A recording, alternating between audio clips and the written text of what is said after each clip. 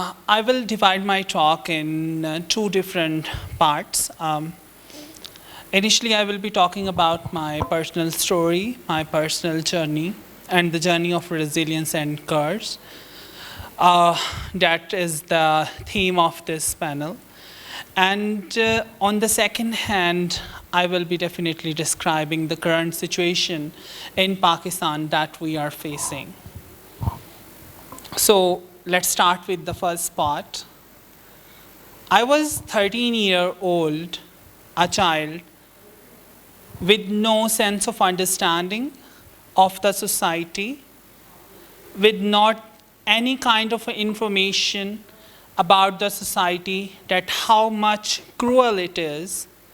I was abandoned by my family.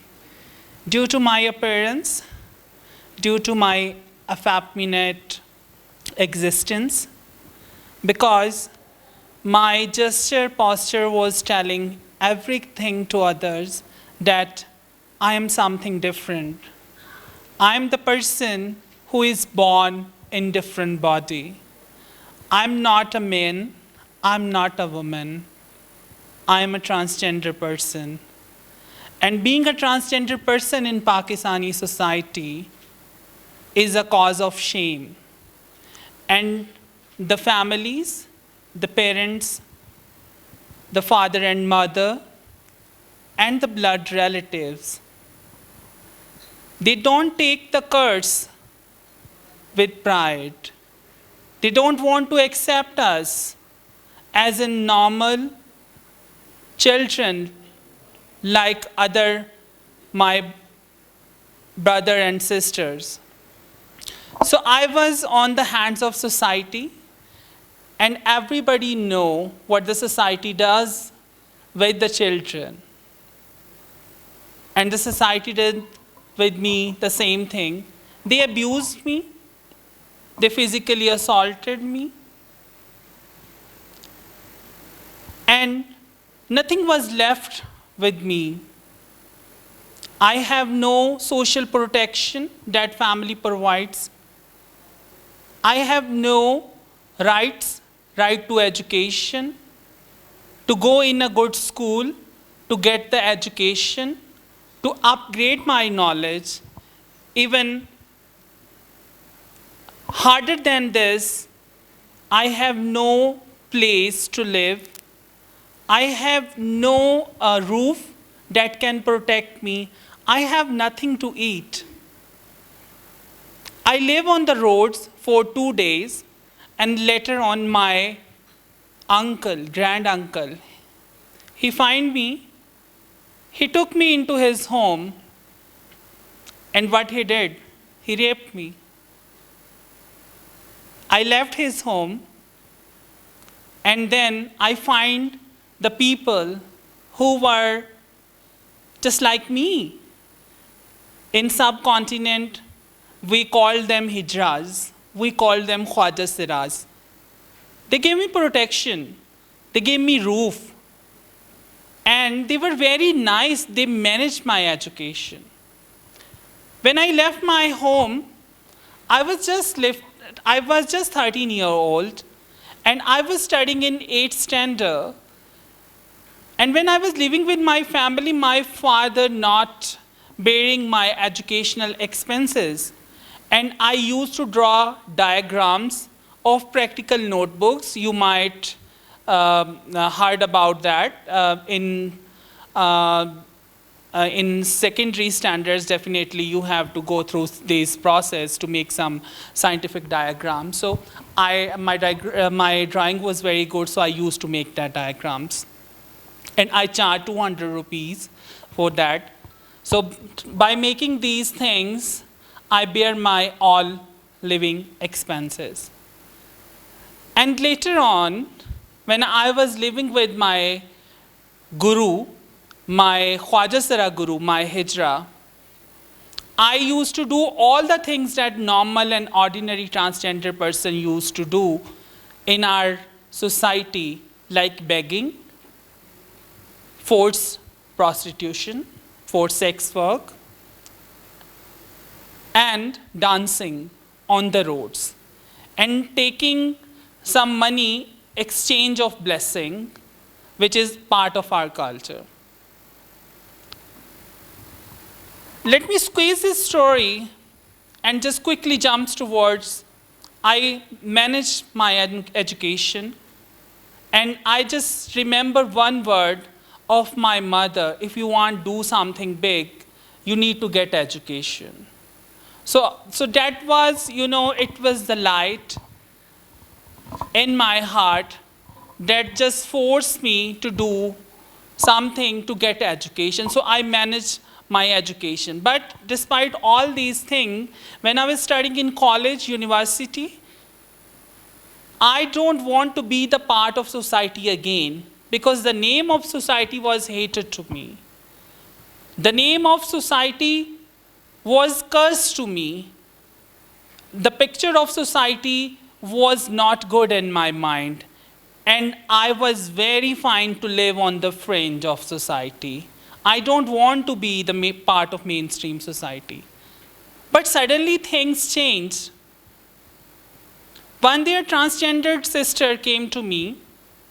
She was victim of gang rape. She was raped by 8 persons. And they came to my guru and said, please do something for me. I need justice. I need your support.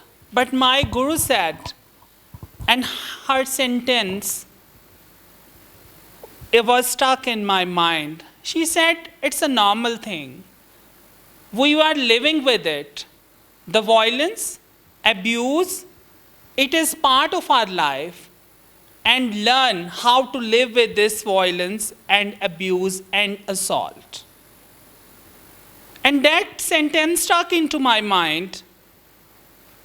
And then that transgender sister was crying and saying me, Nayyab, you are only educated transgender person with us. Please come forward and help me. I went to the police station and lodged FIR against the culprits.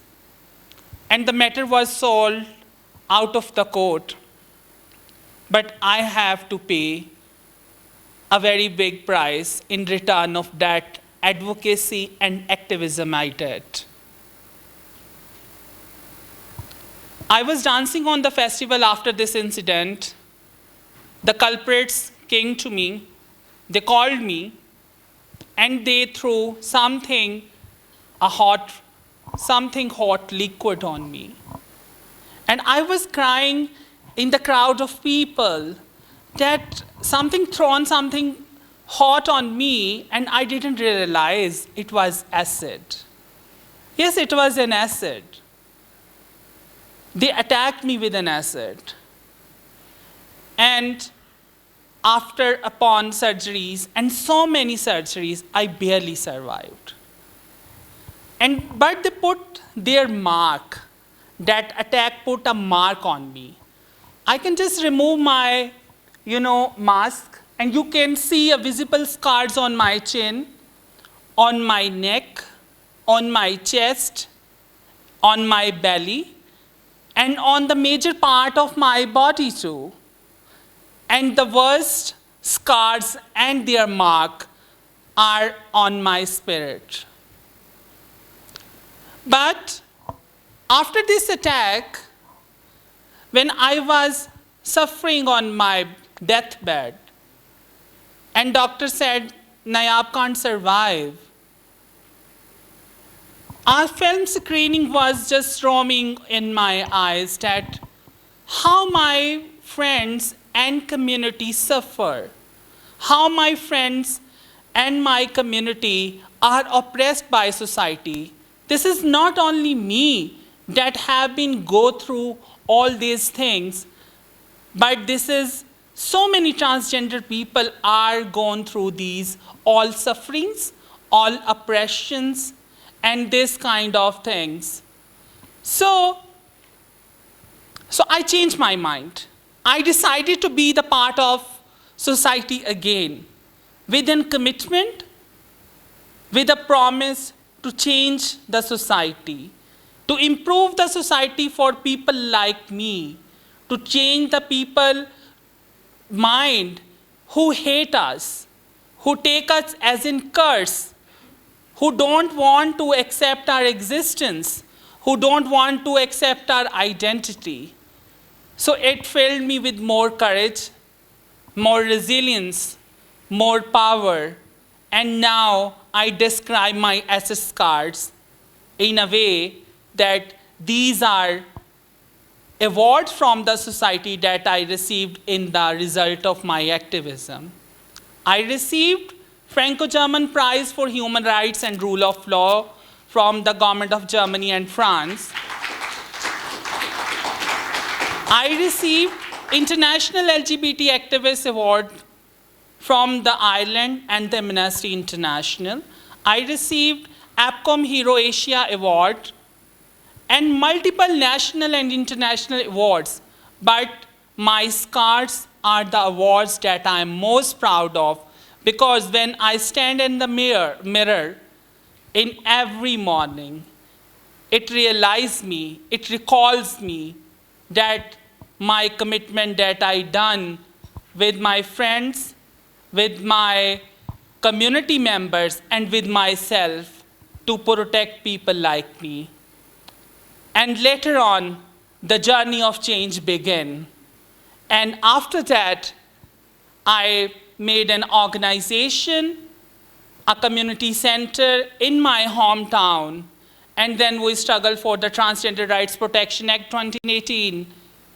We struggled for the multiple legal frameworks that my colleague Aisha Mughal, Jannat Ali, she are adorable women. So we joined it together and we made Pakistan a safest heaven for transgender community and hijra culture. And within less than 10 years, we did all these things. If I will show you now a brighter picture, now we have transgender doctors, we have transgender professors, lecturers, politicians, we have transgender working in workplace with the government sectors, and the transgender person who are experts, policy expert, and advising to the Govt of Pakistan. So this is what we achieved in less than 10 years that any other social movement have achieved. When we lost our pride, in the colonial era, you might heard the name of Charles Darwin, the theory of Charles Darwin, the theory of evolution. So his theory, you know, you can say as the supremacy of the Western culture. The theory said that species always evolved. So I define the Western supremacy as, you know, they think the Western people are the evoluted within the regions and the in the continents. So they try to impose their culture on us. They put us in the boxes of men and women. When women is, you know, it is associated to some social constructs, and the man is associated to some social construct.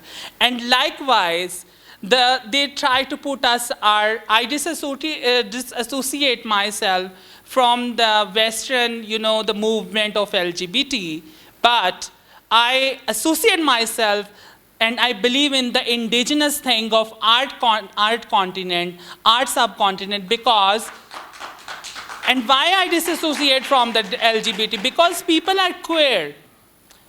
We can't fit in the boxes that are boxes made by, you know, the supremacist and you can say the people who just came and think that they are evoluted and the best version of human beings, which is not.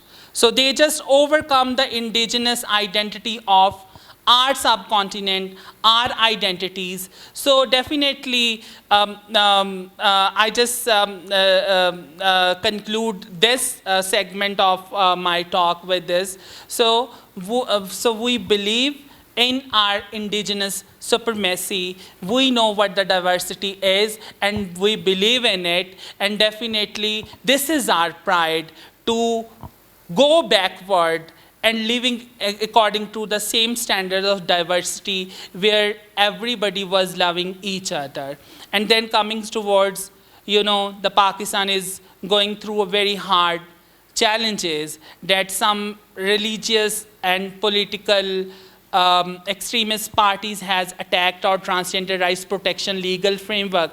And trust me, that will not let us down. We will not compromise on our rights.